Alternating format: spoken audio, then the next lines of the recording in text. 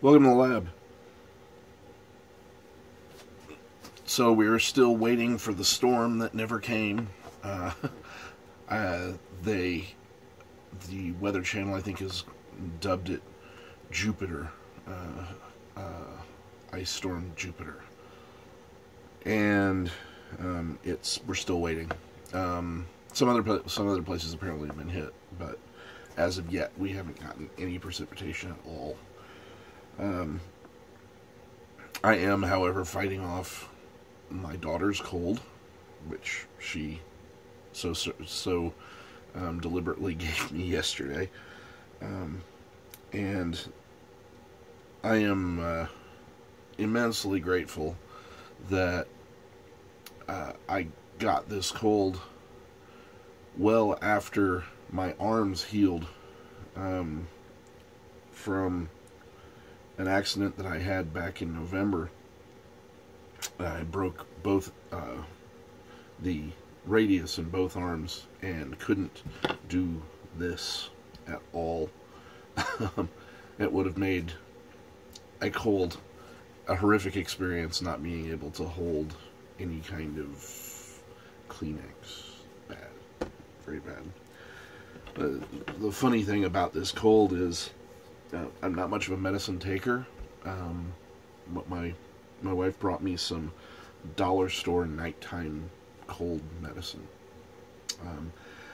I figure, it's from the dollar store, so it's $1, and the bottle is about a quarter the normal size, roughly, something like that, just based on what it looks like. I didn't actually read the volume, and it probably has fewer checks on quality than, say, I don't know, smuggling drugs in from Ecuador, I guess. I don't know. But it happens to be the green flavor. And anybody that knows the two predominant flavors of nighttime remedies, the green is the stuff that's flavored like demon mucus, and the red is kind of like mutant space cherry flavor. I don't know. But so I've got that wonderful taste in my mouth. I'm trying to get this video recorded so I can upload it. And then I'm going to crawl to bed. Well, that's a first. I had the kids come down and turn the lights out on me. I don't think that they ever remember to turn the lights off in the garage when they go to bed. It must be something peculiar about the coming illness that has made their brains associate turning off the lights with going to bed. Interesting. It's one of those things in fatherhood. It's an old joke that kids never remember to turn off lights, and it's true. It's incredible. But today's project was I'm trying to zone in, or I'm trying to calibrate myself for how to use my new cast iron griddle. I have a small griddle that I've been using, and I'm used to it, and it's I don't know, maybe 10 inches on the side, something like that, maybe 9. It's kind of square.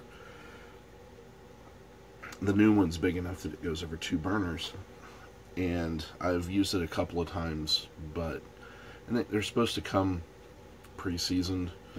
That seasoning never really seems to work quite right. I'm not sure if that's because of the not knowing the temperature for this piece of cast iron to cook on or not. But so I made some pancakes this morning and played around with temperatures and tried to get it, and I think I figured it out, the difference.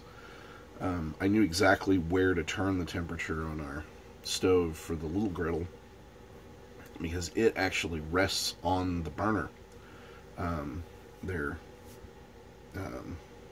electric burners. And the new one, on one side it has grill ridges, and on the other side is flat.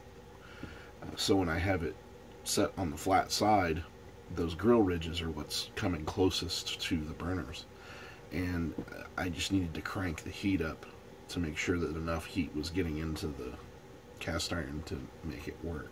It still stuck a lot more than it should have, but it was better, a lot better. So it's kind of a weird thing to think about, but I'm trying to not use no stick anymore. And we had gotten some just shiny aluminum pans, and they're fine, but they stick really bad, and it's I don't know. I found that it's a little bit more rewarding to use the cast iron. They seem to not stick as bad as those aluminum pans do. So anyway, that's all I managed to accomplish today, given my condition and our inability to really go anywhere. So, all right. Not really sure what tomorrow's going to look like. Whether we'll be under a sheet of ice, or if